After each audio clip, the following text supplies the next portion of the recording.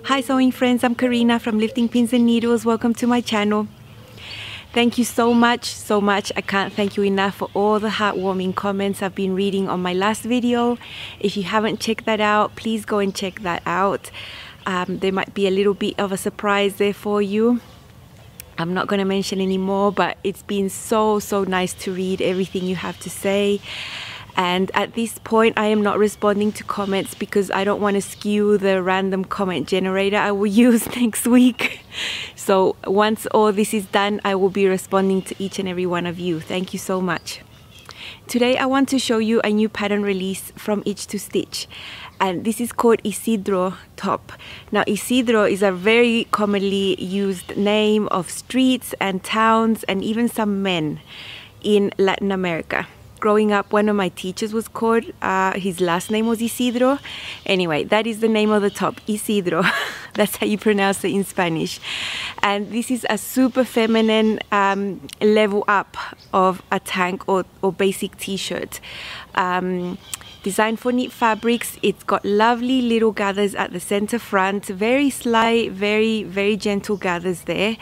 And then you can choose either a sleeveless option or a gathered butterfly option, which is super cute, super feminine, and everyone I know in the testing group has made it looks amazing. For the sleeveless view, the armcyse is finished exactly the same as the neckline, and it's just your standard neckband installation. So, you know, you put your neckband over the gathers. This pattern is designed to be used with lightweight knits, and it's important that that fabric has at least 50 to 70% stretch. So suitable fabrics are all your blends of cotton spandex or rayon spandex jerseys, French terry and double brushed poly. Now in Bolivia I would find double brushed poly everywhere, and I have a few garments made out of that material, but here in Brazil I just cannot find it anywhere. So I love that fabric. It's such a good option for a top like this. What's amazing about this pattern is that it uses like no yardage. So if you choose the sleeveless view, you will use 7/8 of a yard, less than a yard, like what, 80 centimeters, 70 centimeters. And if you choose to do the sleeves, the gathered butterfly sleeves, the most you'll ever use is 1 1/4 yards. So yeah, very friendly towards fabric, not a fabric hungry type pattern at all. The sizing for this pattern comes in US sizes 00 to 20 with bust measurements of 31 1/8 inches to 46 and hips 33 1/4 inch to 48. Now this being a knit garment, there are different amounts of ease throughout the pattern for the intended design or the intended fit. So around the bust and waist, depending on the size, because there is a big size range, you have anywhere from 2 to 3 inches of positive ease. Saying that, at the hips, pretty standard across the whole size range, there is an inch of negative ease. You might need to consider that to choose your size depending on the type of fabric that you're going to use. Now what did I do? My body measurements for Itch to Stitch always put me in a 12 bust and waist, and then I would need to blend to a 14 at the hips. I rarely do that with some of the patterns because of the ease involved. I usually sew a straight size, but considering that this pattern had 1 inch of negative ease, I didn't want to play and have tight fitting hips. So I decided to do the following. So I decided to use a whole bunch of sizes for this pattern. Basically I chose to make a size 10 for the shoulders and bust. And considering the ease there, I thought that was okay, that I could size 1 size down at this area of my body. And then I blended to a size 12 at the waist and then blended to a 14 at the hips. So it's a 10, 12, 14.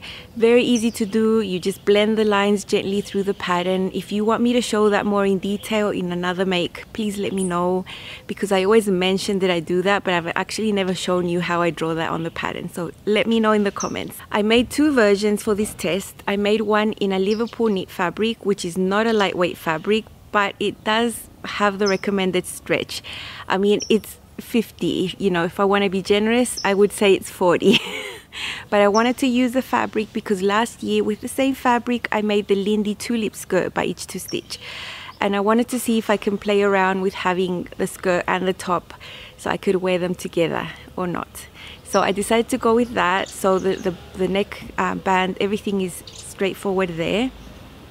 And then after I'd finished, like on the last day of the test, I thought I'll make a lace one. So last year my husband brought me some lace from Bolivia. It's very soft, very stretchy, very nice to feel on your skin. I think some of the lace that you can find sometimes is like scratchy and you don't like want to wear it for more than like 10 minutes, you know. But this is lovely lace. So I tested the stretch, the same as the other fabric. I'm pushing the boundaries here, living on the edge. Let's say it's got 50% stretch, 50%, you know. So I cut the same size, 10, 12, 14 to get the fit that I wanted. Okay, so in the up close and so personal segment, what you're going to see is how I deal with the shoulders on both versions. One is knit, one is lace, so they are different. That's what you're going to see. And for the lace version, you're going to see how I dealt with the neckline and the arm side, because I couldn't really apply the traditional method, the neckband and the armband insertion there because of the sheenness of the fabric. So that is what's coming up there, and then I'll be back to show you them. Because this is a knit top, you need to stabilize those shoulders. I do not have stay tape or any of those fancy notions. And the instructions say you can also cut some strips of woven interfacing, 3/8 of an inch wide. So I've done that, and that is what I'm going to use to stabilize the shoulder. Now you fuse these to the back pieces of the pattern, and that stabilizes the shoulder. It's not going to stretch and droop and get wider. The gathering at the neckline, as you can see there, is done between those marks. I don't notch, I mark with chalk.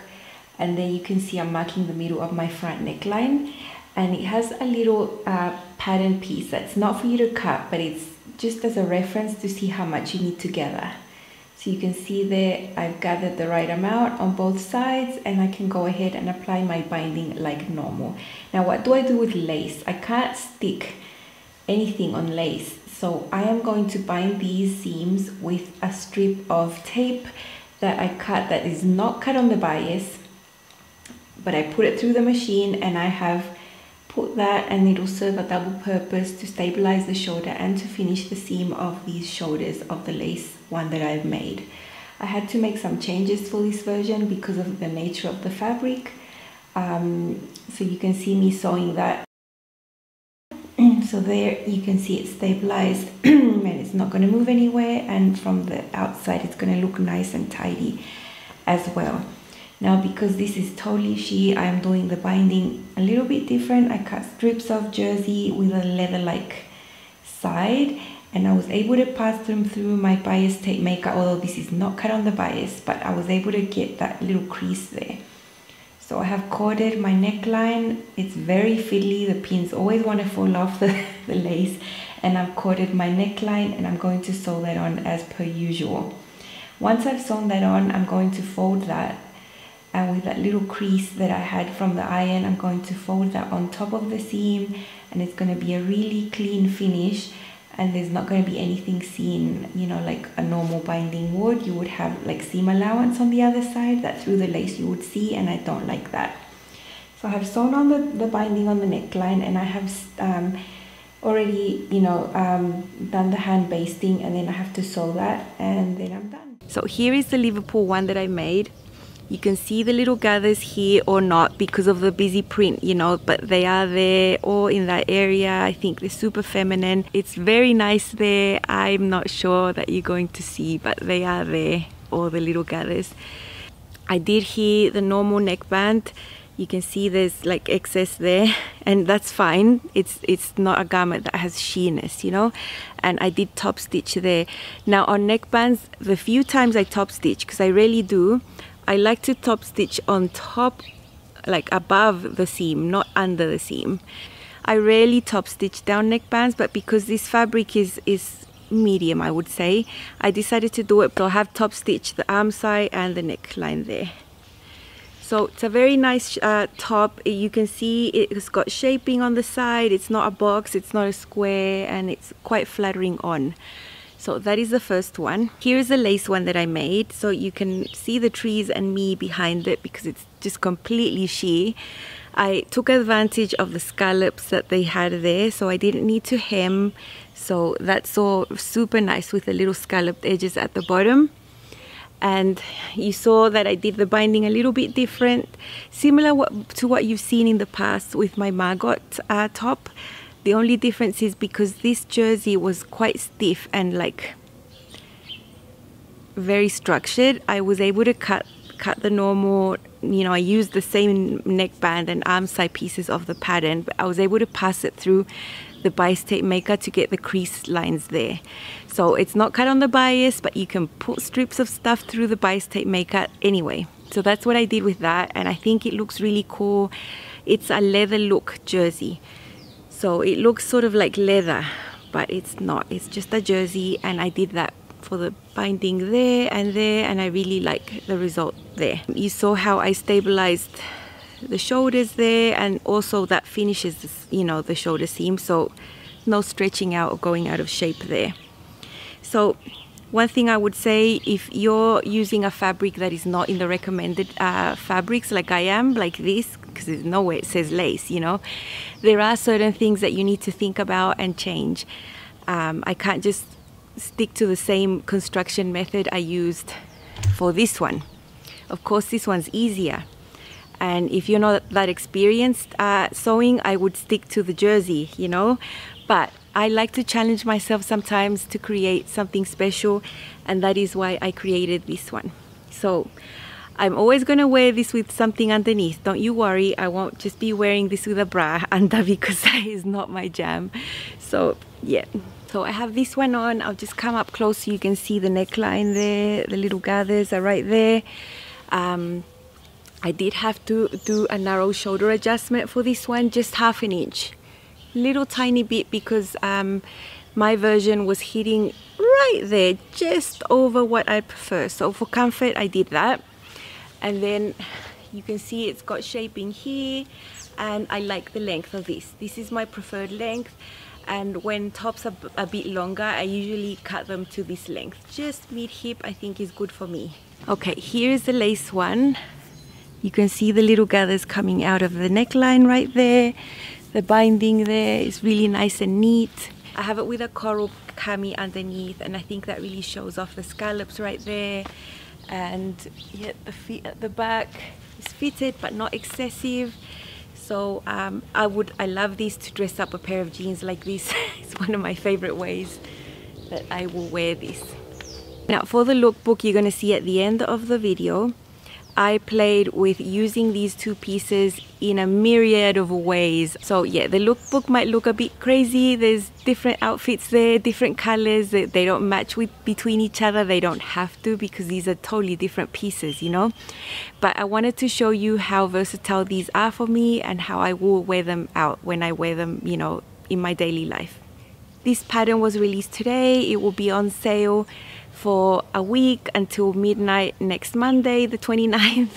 If you want to make yourself a really nice comfy knit top with special details, go ahead and get this pattern. If you want, you can use the link I have in my description box, and I make a small commission.